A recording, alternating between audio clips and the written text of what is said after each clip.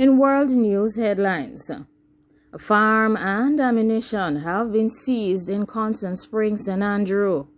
The police are reporting that one firearm and 4 rounds of ammunition were seized during a targeted raid along Red Hills Road in Kingston 8 on Friday, April 15th.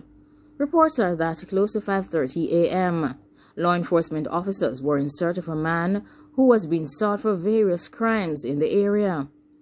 Upon entering a room, 2 men opened fire at the law enforcement officers, who took evasive action and returned the fire. When the gunfire subsided, one man was found with a high-point .40 Smith & Wesson pistol, along with 4.40 rounds of ammunition.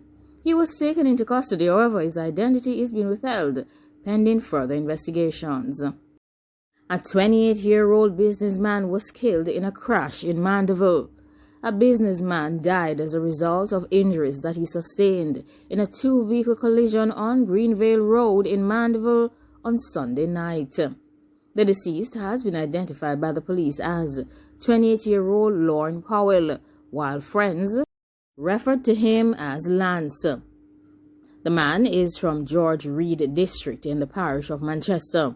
According to police reports, close to 8:30 p.m., Mr. Powell was driving a Toyota Isis motor car on the roadway when it had a collision with a Honda Civic motor car, which was traveling in the opposite direction. The police mentioned that the drivers of both the vehicles were taken to the hospital, where Powell was pronounced dead. The other driver was admitted for treatment.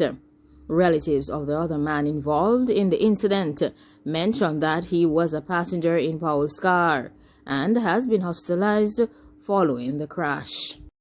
News coming out of the island of St. Vincent indicate that a man who was given 43 years behind bars was found not guilty on retrial. A St. Vincent man who was sentenced in the year 2012 to 43 years in prison for causing harm, aggravated burglary, and wounding has been acquitted of those charges after a 4th trial. A jury consisting of 4 men and 5 women returned a not guilty verdict on each count of Mr. Eburn's indictment on Tuesday. He had been accused of committing the offenses between April 20th and 23rd of the year 2011. Defense counsel Wiley mentioned that the virtual complainant had misidentified his client as her assailant. He mentioned that it was a ridiculous issue. He said that the police had failed to use DNA and fingerprints to establish the identity of the person. The trial hinged on the identity of the man who the virtual complainant said had caused harm to her after hitting her in the head at her home in April 2012. And the defense argued that several things went wrong with the ID parade.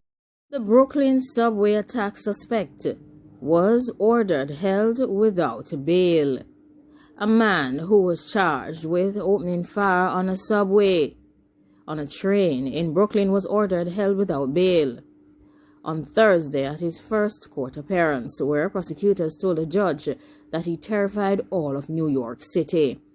Brought into a Brooklyn federal court without handcuffs, a subdued Frank James, a 62-year-old man, softly answered standard questions about whether he understood the charges and the purpose of the brief hearing. His lawyer later asked the public not to prejudge him. James was arrested in Manhattan after calling the police tip line to say where he was on Wednesday, a day after the nightmare occurred, leaving 10 persons with gunshot wounds and countless others fearing for their safety on the nation's busiest subway system.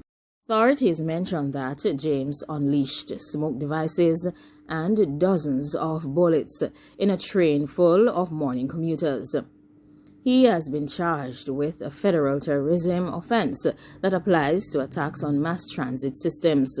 Authorities have mentioned that there is certainly no evidence linking him to terror organizations, and they are still trying to derive a motive for his actions.